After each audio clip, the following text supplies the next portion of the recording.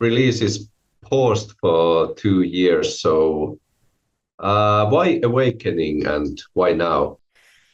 We have been writing for a long time. We thought we were going to be real quick, and that is not what happened. So we got in the studio. We loved what we were doing, but we just sort of, we've been writing this record since January, maybe 2024. So long time. But I think we had been through a lot and we wanted this album to reflect self discovery. And I think Awakening being the first track off of this new album is really cool, because it really embodies that. It's about, finding yourself after you've been through some things, and finding a fire again and believing in yourself. So I'm excited for everybody to hear it. You said that the writing has taken a long time. So uh, how was the writing process? Did something changed from former times? It did. So we did the first album with our hometown friends right here in Michigan, where I'm from in the US. And this album, we went to three different studios for. We went to Los Angeles, we were in Pennsylvania. We did some work with our friends here in Michigan also. And I think that process with everyone else's schedule was just kind of messier than we thought it would be. But we got it all together at the end of the day and handed in a bunch of really good stuff. So just took so long to get, the tracks back. One of the guys that we wrote with, we were so excited to write with him. And that's where we found this new downtuned sound out in LA. But he's also in a band. So right after our writing, he had to go on tour. So we were like delayed for 6 weeks right there because he was on tour and couldn't get us the stuff. So it's just things like that kept coming up. But now we have decided what the album is going to be.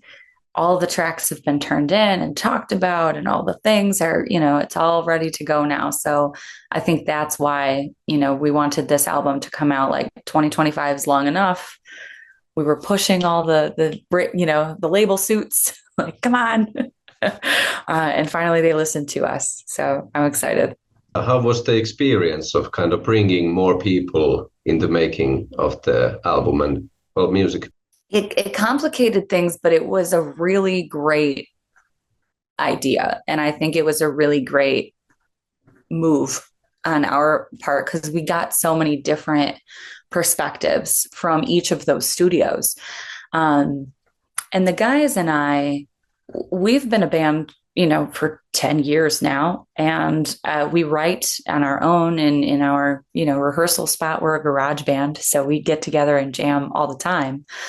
But it is cool to have outside influence to some degree, because when you're in your own little isolated spot, you don't hear all of the options, right? And then someone gets a hold of something else that you've done and they say, oh, what if we did it like this? And then it just becomes next level. And I think that's what happened in many of these cases. You mentioned finding the tune. So what kind of for you created this maybe heavier shift? We got mad. We living life. We've been through some things. It was, um, I also feel like this was more not just authentic to where we are now, it was more true to our roots also. Was there for you some production decisions that kind of define this new sound or new sound? But So when we went to the studio in LA and we were working with John London, who sings for the band Point North, great guy. Like the way he hears our ideas and the demos that we had brought him was so cool. Um, and I think they really served the song. He's a producer that really wants to serve the song.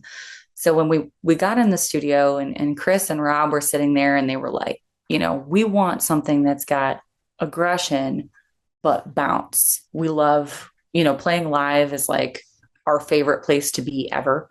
So we wanted something where the crowd could just like light it up, right? And so we were trying to do this really like, heavy thing. And John said, "What if we did a downtune guitar?" And so he took Chris's guitar and he handed in one of his and he goes, "Here, play that." Some kind of like baritone monster, just like sounds like a bass, right? Wow, wow, wow. We were like, "That's crazy," and we must implement that. And that was day one in the studio, like January of 2024, when we decided like this is our new direction. So how does or will the heaviness translate to live? I mean, we definitely got different guitars now. We had to buy a bunch of baritone guitars, and Rob is used to playing like Les Paul, and Chris had a bunch of like modded out Jacksons that he plays. I think they're Jacksons. Um, but he, now they have, really explored like what is the best baritone guitars, and like all the setups and things like that are currently happening because we get a chance to go back out on the road soon. This coming weekend we're leaving for a 2 week run with our friends in Buckcherry, so that'll be fun. And we will be playing the new track Awakening is on the set list, so I can't wait to see how it meshes with the album one stuff. I feel like for songs like Comatose and Heroin, it won't be that far of a departure. Um, Logo is pretty hard to live, so I think it'll mesh pretty well. You mentioned, going through some shit. Well, what is the core message of Awakening and maybe the other themes on the upcoming album? Yeah, the theme is villain. This is the villain era for sure. I think album one, we were so new to the game, and a lot of people have a lot of opinions about the way that you should be doing music, right? And the way that you should be looking on stage and the way that you should be doing all these things. And I think we took that to heart almost too much. I think a lot of the stuff on album one, it felt like ours, but it was definitely watered down. And we wanted to stop being so watered down. We wanted to, if you listen to our earliest stuff that we did as like a independent band before anything with the label, we had all kinds of influences. I mean, I was screaming on those songs. We had a lot of like also like heavier riffs on those tracks. And so I think that this is reaching back to our roots and kind of owning what that is. Saying, no, I don't want to water myself down. I don't want to do this. I don't want to do that. I don't want to do anything that you're telling me to do. I want to do it our way, which is what we started doing and why we have the fan base that we have and why we, feel like this is going to work. So I think that, all the red tape for all the industry shenanigans that happens, all the crap that you kind of go through as an up and coming band. I mean, and that album one was written even before the pandemic. So like we had been through a whole global shift since the last time we came out with music, and we toured right after that. In June of 21, we were out touring. So it was like still a really weird world with really crazy rules and like so many hoops to jump through. So I feel like this is us taking back our own story and going, no, we want to do it our way. And we're not going to apologize for that anymore. In your mind, if we think about love, drugs, and misery, like what did you keep, and maybe in turn, what did you leave behind? Oh, that's such a good question. I think we kept, you know, the themes about mental health for sure. That's always been so important to us, and it gets woven through all of the things that we've ever touched and ever written. Because I think that's just who we are as a band. So we definitely kept the lyrical themes a lot.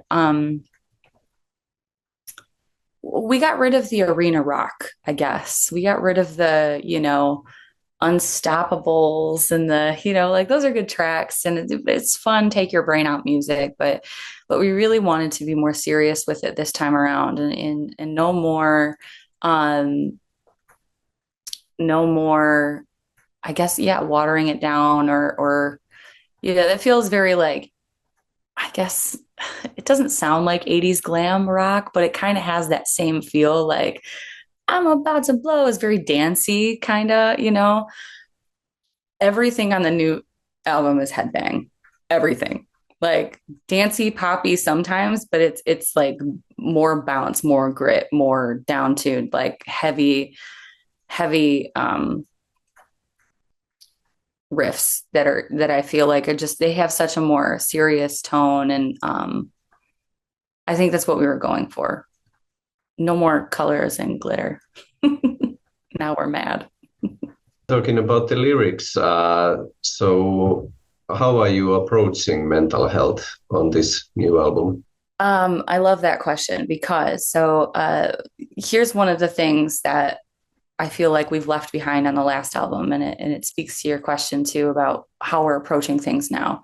Um, Last album, we were hanging out at the merch booth, which we will always continue to do because we love playing live and we love meeting everyone. But the song on this new album is called My Own Name, and that one is not yet released. So I'm giving you some insider info. But the song is called My Own Name, and it's because I'm no longer going by Eva. I'm going by Amanda. My name is Amanda, and Eva came from a song reference, right? It was a that's what we chose to name the band based on this song reference. But everyone, when I would meet them, was like, "Are you Eva?" So eventually, rather than telling them this whole story, I was just, "Yes, I'm Eva," right? But I think that was more of a crown that I felt gifted by listeners and by people who were at the show. But it wasn't me. It didn't feel authentic. It felt like eventually I think it became a little bit like a mask also. It was something that I wore at the shows, and then I left it there. No one in my life calls me Eva. Everyone that knows me by my given name, Amanda. So I wrote this song called My Own Name, and it's about taking back my own identity and realizing that there are fake people out there who will take advantage of you for clout, and then there are real ones who know who you really are, right? So I think those are some of the themes that are on this new album. We have another song that's on the album that's also the title track of the album called Villainous, and I think that's just because people will demonize you no matter what you do, no matter what you say. Someone out there is going to have a problem with it. You just don't have to deal with that.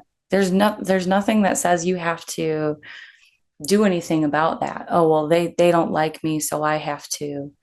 No, they can not like you, right? They can not like me. They can not like whatever it is that we do or that we say. Like that's fine. That's a them problem. So I think Villainous was just kind of like written because that's I'm going to leave it there.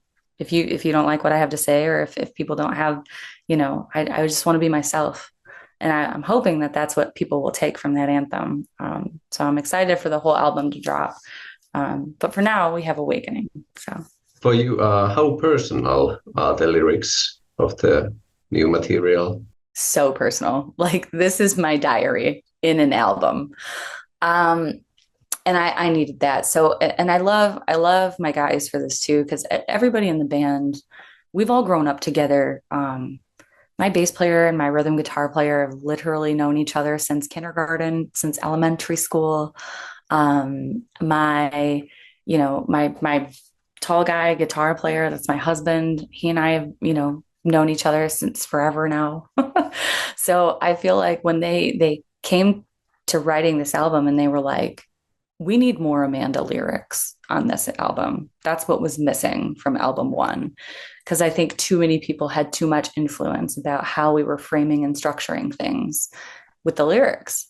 And so I was really excited when we got in the studio and the people we were writing with, they really heard that and they took that to heart and they wanted it to be, you know, what my idea, so many of the ideas that I've written right here in this room got brought to life in the studio. And so I think that was a really special thing. So a lot of it's very personal to me. We talked about the long writing process for this album. So, how much material did you end up with? And is there like lots of that was kind of left out? We wrote 21 songs. It's so many songs. And I do think all of them will get used. We have been promised that all of them will get used. I don't think we'll all be on the first on this album. It'll be, there'll be some more stuff coming down the pipe um, with the rest of the songs that we do not use for album two. They will get their own special release. Some of them will be standalones. Some of them I think are going to go on like maybe a deluxe album afterwards, or maybe a whole EP. We still yet to be seen exactly how we're going to roll all that out, but 21 songs, it's coming. Maybe we could also talk about the visual side of the band. We've been talking about the themes of the upcoming material. So, what are your kind of ideas for the visual side of this era? Yeah, it's we I kind of treated it like a concept album, which is fun. Um because I could tell when I was writing that a lot of the lyrical themes were coming across um as part of a story, as part of a villain arc, which is where Villainous came from and why we decided to name the album that. So now all of the artwork on the for the album and for the songs, Awakening, as you probably have seen, is a little snapshot from like a cityscape bedroom. And we took that and ran with it. So now we've built this whole like cityscape theme. Each song takes place in a different location. It's somehow a revelation to the character, being myself in most of these cases. And so it's kind of like I reimagined my personal story um, into something that's kind of like Batman's version of Gotham, which I think is really cool. In the beginning, you mentioned soon starting tour, but looking a bit more forward, is there a hunch of EU dates? I certainly hope so. I We have so many EU friends now that I have been pestering my team that we have to get back there. The last time and only time we have been in EU was with Skillet, and it was phenomenal. We had so much fun. Um, and I would love to get back there. I would love to get back there because you guys have the best rock festivals like ever. um, and I don't know that we have anything here in the US that's quite like 80,000 people screaming together. But I would love to be part of that circuit. So I think that, we certainly have plans to come back at some point, but we're still getting and laying the groundwork here in the US. But hopefully one of our EU friends, bands that tour over there, will take us over again. They couldn't break